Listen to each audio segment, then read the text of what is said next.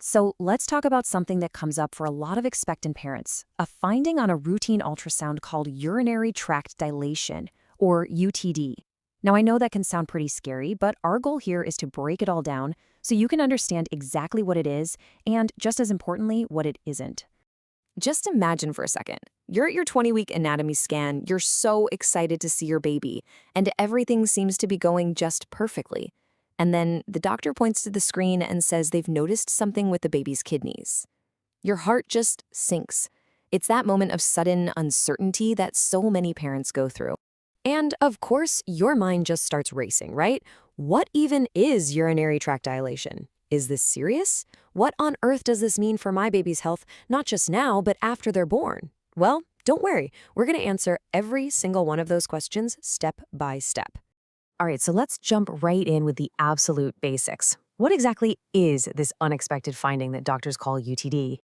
Okay, in the simplest terms possible, urinary tract dilation just means that the parts of the urinary system that collect pee from the kidneys look a little wider or more swollen than usual on an ultrasound.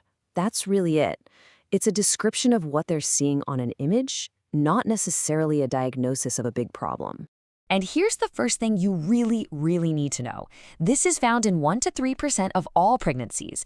It's actually the second most common thing they find during prenatal screenings. So if your doctor has mentioned this to you, believe me, you are far from alone. This is pretty common stuff. Okay, so once UTD is spotted, the next logical question is, well, how significant is it? Is this a tiny thing we can forget about, or is it something that needs a closer look? To figure that out, doctors have to grade the level of dilation. Now, for a long time, this was a huge headache. The specialists looking at the scans before birth were using systems based on precise measurements. But the specialists who saw the baby after birth, like pediatric urologists, were using a system based more on just looking at it. It was like they were speaking two totally different languages about the very same baby, which you can imagine was super confusing for parents. And this here is a great example of one of those postnatal systems called the SFU system. You can see it's all about the visuals. Grade 1 is just a little bit of fullness, while grade 4 shows some serious swelling that's starting to thin out the kidney tissue itself. It's a good system, but it's very subjective, and it wasn't what was being used before birth. So to solve this problem, a whole team of different experts, we're talking radiologists, obstetricians, urologists, you name it, they all got together to create one single unified standard, the UTD classification system. The whole point was to create one consistent language that everyone could use from the very first prenatal scan all the way through childhood. And this is how they pulled it off. The UTD system is kind of the best of both worlds. It looks at 6 very specific things. It includes those hard measurements like the diameter of the kidney pelvis, but it also includes those visual cues like what the kidney tissue looks like and even the appearance of the bladder. It's basically a comprehensive, standardized checklist for everyone to follow. Okay, so we have this great new unified system. How does that actually help create a clear plan for you during your pregnancy? Well, it's all about figuring out the risk level and then knowing exactly how to monitor it. This flowchart lays it all out perfectly. Using that checklist of 6 items, every finding before birth gets sorted into one of 2 buckets. There's UTD A1, which is considered low risk, and then there's UTD A23, which is categorized as increased risk. And that just means it needs a little bit more monitoring. That's all. And you can really see the difference here.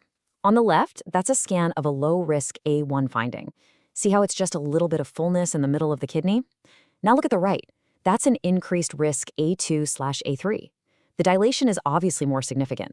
This clear difference is what helps create a clear path forward. And that path forward is beautifully straightforward. If it's a low-risk A1 finding, the plan is usually just one more ultrasound later in the pregnancy after 32 weeks, just to check in.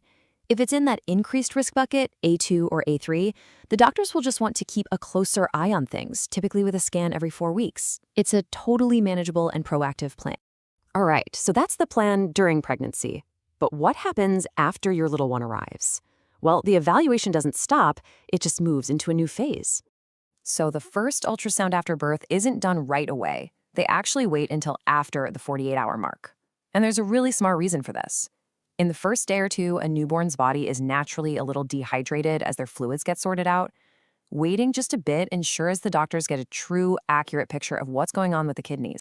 So, with that first postnatal scan, they use the exact same UTD system again, but this time they reclassify the finding into one of three postnatal or P categories.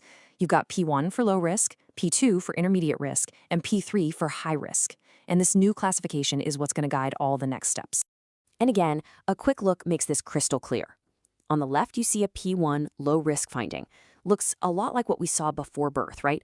On the right, that's a P3 high risk finding, where you can see the dilation is much more pronounced. So, what happens for each group? For the P1 low risk group, the plan is usually just observation with some follow-up ultrasounds. For P2, the intermediate group, follow-up is based on the doctor's discretion, and sometimes they might consider preventative antibiotics. And for the P3, high-risk group, the approach is more proactive, often with those antibiotics and a recommendation for more imaging to get an even clearer picture.